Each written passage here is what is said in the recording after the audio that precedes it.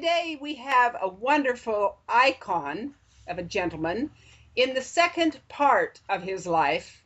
His name is Donald Jack London. Please welcome our guest, Donald.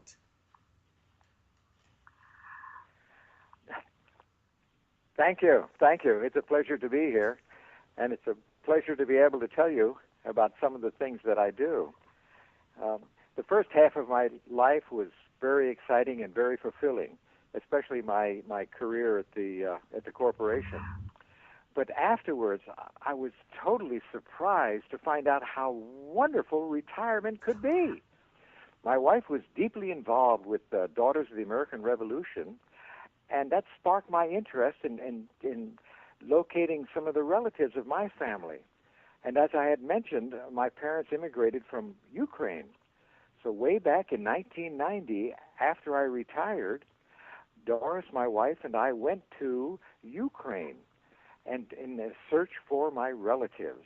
And lo and behold, I found my grandmother's brother, who was still alive at the age of 93. Oh, it was a wonderful, wonderful experience. And back in 1990, that was right after the Iron Curtain, the Soviet Union was being broken up. And it was quite a novelty to have people from America into that area. And they had a press conference, and I was invited to the press conference, and they wanted to find out a lot about me and what I was doing there, and I explained everything to them. And it was just quite an adventure. But sitting at that press conference was the director of a local museum, and he heard me, and it was kind of interesting. He remembered me. He changed careers, and he went to work at a university in that area as a professor. He gave up the director of the museum position, and he became a professor. And 4 years later, he invited me to come back and lecture at the university where he spoke. And now, one of the subjects that I lecture on is behavior modification skills. And there's quite interest, a very deep interest in that, especially with my corporate background. It's so different than an academic background. In the corporate background, we strive to get our audience more deeply involved in what we're saying, what we're doing. We want to get their feelings, their reactions. What do you think about this? What do you think about that? And one of the things I talk about in behavior modification is that there are 4 basic personality styles. And once you determine, which you can do quite easily, which style the individual is that you're interacting with, if you're a supervisor or if you're in marketing, then you put yourself into that individual's comfort zone. And that makes the individual feel so much more comfortable when you act and speak more closely to what he does or she does. For example, there's 4 basic personality styles. One of them is called a driver. That's like people have in their mind a top executive at a corporation, and he would be telling an employee, "Don't tell me about all the storms you encountered in the ocean. Just tell me you brought the ship into port safely." Another type would be an expressive fellow, someone who's very expressive and animated and gets excited and enthused and is able to communicate so clearly. Another person would be an amiable. Just like the thought of what an amiable is brings to your mind, personal relationships and support are their key. They're just warm, caring people. They're people folks. And last but not least are the analyticals. They're the type you find as accountants. They're very, very interested in numbers, facts, and figures. And they're very analytical. They're not into relationships or personal hello, how are you doing? Just like the driver is not interested in hello, how are you doing? But the expressive and the amiable, that's their forte. They love to interact with people. And so that's one of the things that I brought when I began my lectures in Ukraine at these 2 different universities. I lectured at the first university, and then the second university invited me to lecture there also. I also lecture on American culture. And they just love to hear about America, what's going on in America. We talk about politics, we talk about religion, and everything I talk about, I have factual data with me. And I make sure they understand this is not Donald speaking. Here's the facts right here, and I show them the source, the authentication for what I'm saying, for what I'm revealing to them. And then I ask them their reaction. And this gives them the opportunity to express their thoughts in English, because at both universities, English is very predominant as part of the educational scene there. So they get to stand up and they express themselves in English, why they like or why they dislike whatever it is, whatever fact it is that I express to them. And this produces such a amount of enthusiasm in the students. They love it because nobody else comes there and encourages them to do this. And in the corporate world, of course, this is really a key to success, especially in the corporation where I worked, because people love to express their reactions and their opinions, to be part of it, rather than just sit there and shut up and listen. So it was quite exciting. But that first year was so successful that for the next 16 years, my wife and I have returned to those same two universities, and we have continued. I have lectured continuously at each of those universities.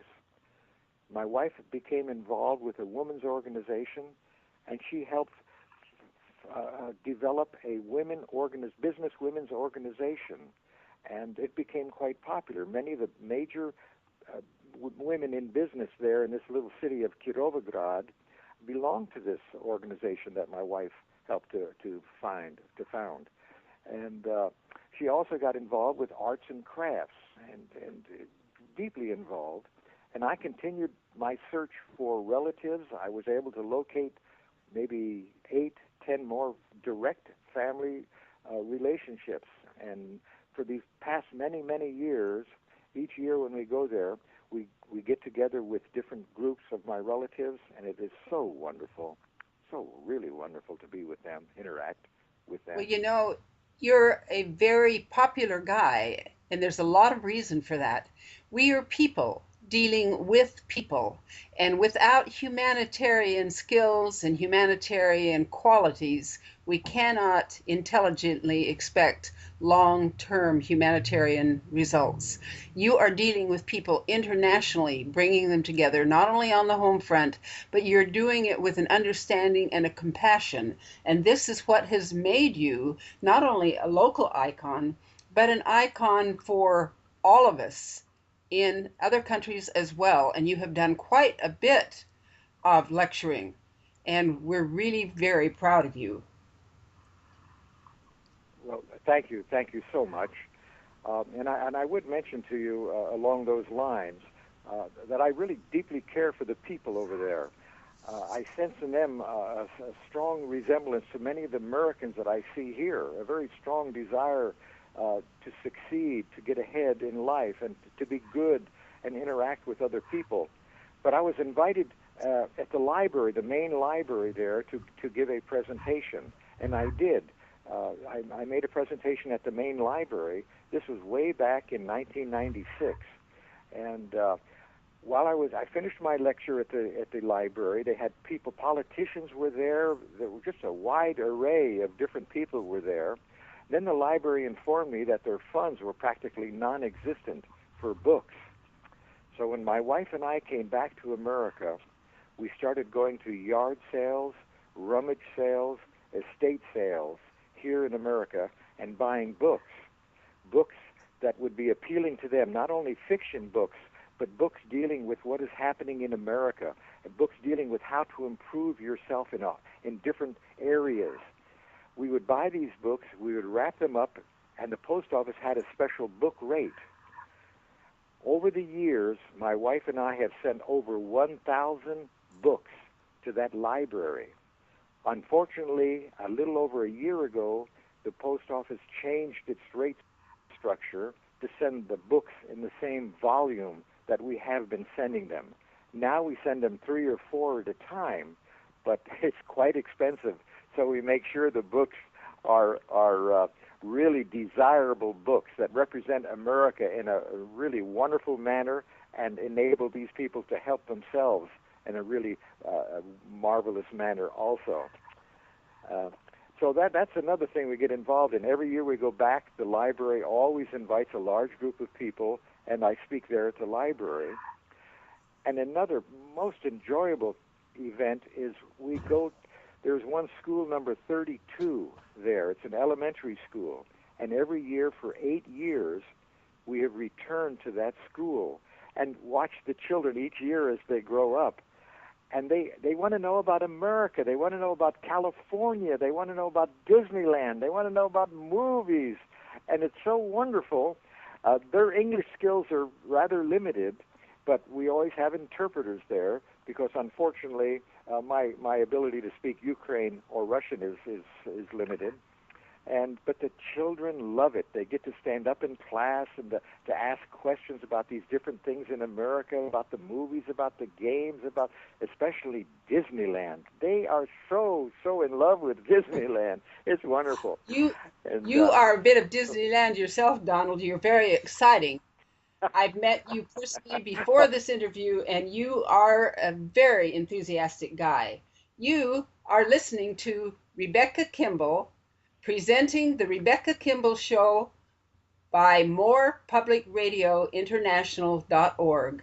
We are broadcasting from beautiful Oakland, California. Our guest today is Donald Jack London, an international, sweetheart. Go on, Donald, with your story.